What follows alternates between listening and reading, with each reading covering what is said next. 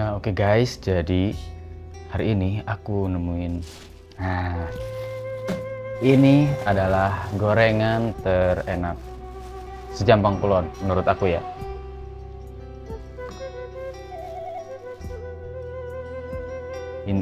Gorengan ini lokasinya ada di pasar darurat di pertigaan.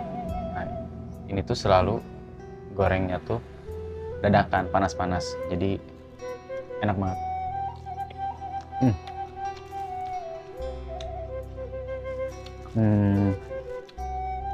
Cabenya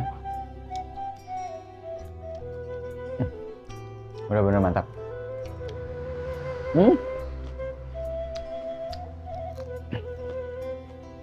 Sausnya juga enak.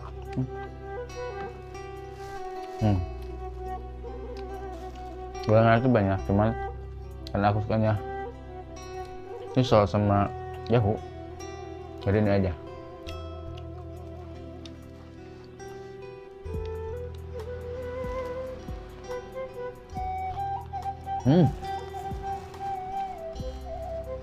Coba.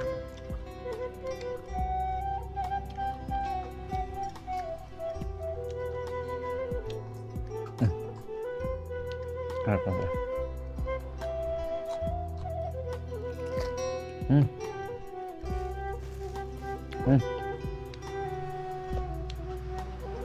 Pokoknya kalian wajib coba untuk yang ada di wilayah Jembang Kulon. Silahkan didatangi aja ya. Aku mau makan lagi. Bye.